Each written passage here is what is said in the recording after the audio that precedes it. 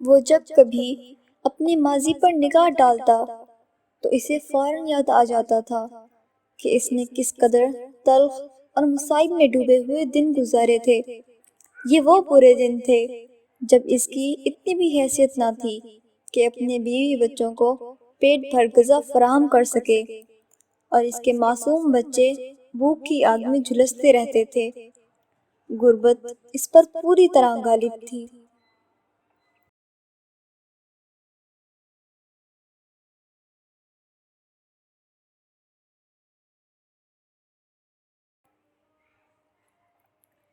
پھر وہ دل ہی دل میں اس ایک جملے کے بارے میں غور و فکر کیا کرتا تھا جو اس کی ذہنی بیداری کا سبب قرار پایا۔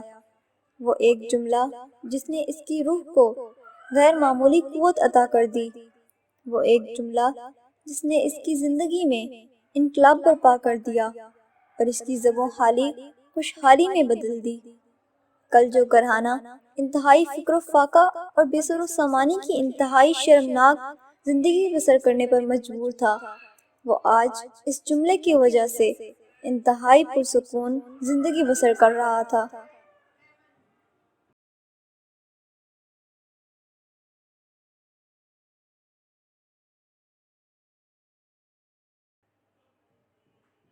وہ شخص کوئی اور نہیں بلکہ رسول صلی اللہ علیہ وآلہ وسلم کا ایک مقبول صحابی تھا۔ فقیری اور تنگ دستی اس پر پوری طرح غالب تھی۔ ایک دن وہ تنگ آ گیا تو اس کی بیوی نے مشورہ دیا کہ تم اپنی زبوں حالی کا تذکرہ رسول اللہ صلی اللہ علیہ وآلہ وسلم سے کرو۔ چنانچہ اس نے طے کیا کہ وہ رسول صلی اللہ علیہ وآلہ وسلم کو اپنا سارا حال بیان کرے گا اور ان سے مالی امداد بھی طلب کرے گا۔ چنانچہ اس ارادے کے ساتھ وہ خدمت رسول صلی اللہ علیہ وآلہ وسلم میں حاضر ہوا۔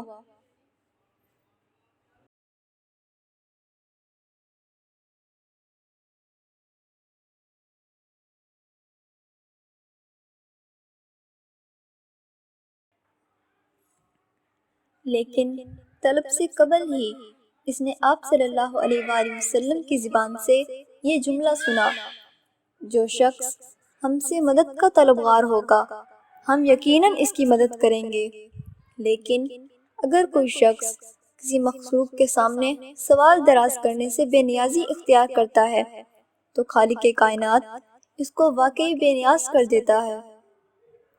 یہ جملہ سننے کے بعد وہ شخص رسول صلی اللہ علیہ وآلہ وسلم کی خدمت میں کچھ عرض نہ کر سکا اور واپس لوٹ آیا۔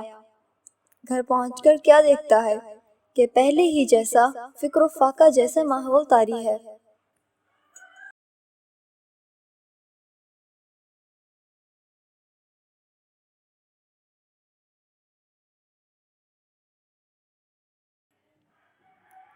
مجبوراً دوسرے دن وہ اسی ارادے کے ساتھ حضور صلی اللہ علیہ وآلہ وسلم کی خدمت میں حاضر ہوا۔ اس دن بھی اس نے حضور صلی اللہ علیہ وآلہ وسلم کی زبان سے وہی جملہ سنا کہ جو شخص ہم سے مدد کا طلبگار ہوگا ہم یقیناً اس کی مدد کریں گے، لیکن اگر کوئی شخص مخلوق کے سامنے سوال کرنے سے بے نیازی اختیار کرتا ہے تو خالق کائنات اس کو یقیناً بے نیاز کر دیا کرتا ہے۔ اس بار بھی وہ اپنی حاجت بیان کیے بغیر گھر واپس لوٹ گیا۔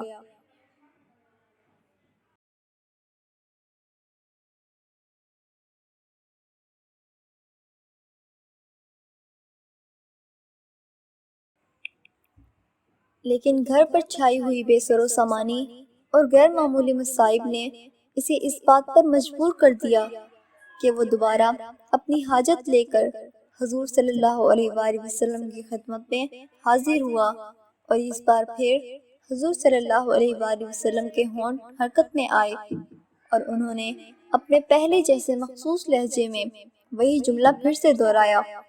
اس بار رسول اللہ صلی اللہ علیہ وآلہ وسلم کے جملے کو سن کر اسے غیر معمولی سکون ملا اور یوں محسوس کیا اس جملے میں ہی اس کی تمام پریشانیوں کی کنجی ہے۔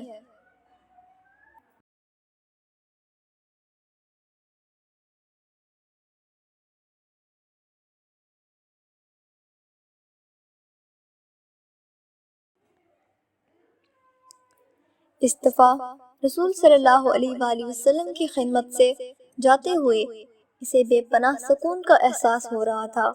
وہ نہایت اطمینان کے ساتھ قدم بڑھاتا ہوا اپنے گھر کی طرف روانہ ہوا۔ وہ اپنے دل میں یہ سوچتا چلا جا رہا تھا کہ آئندہ اب وہ کسی شخص کے سامنے ہاتھ نہیں پھیلائے گا۔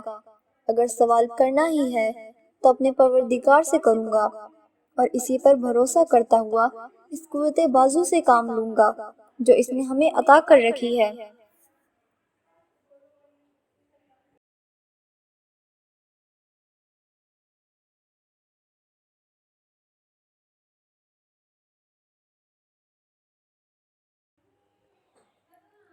اس کے بعد اپنے پروردگار سے دعا کروں گا کہ مجھے ہر کام میں کامیابی عطا کرے اور مجھے ہر طرح سے بے نیاز بنا دے۔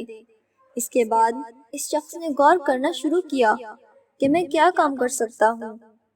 فوراً ہی اس کے دل میں خیال پیدا ہوا کہ وہ جنگل سے لکڑیاں لا کر بازار میں فروخت کر دیا کرے۔ اس نے پڑوسی سے کلہاڑا ادھار مانگا اور جنگل کی طرف چل پڑا۔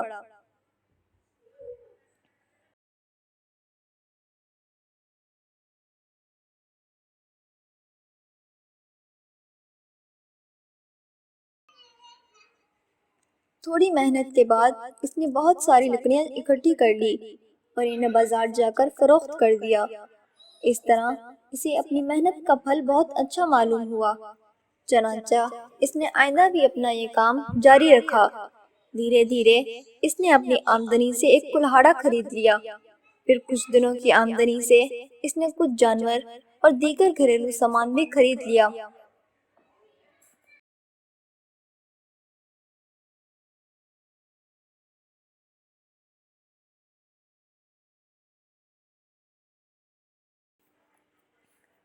لیکن وہ جنگل سے لکڑیاں کاٹ کر بازار میں بیچنے برابر جاتا رہا اور کچھ عرصہ بعد وہ ایک مالدار تاجر بن گیا اور کچھ غلام وغیرہ بھی رکھ لیے۔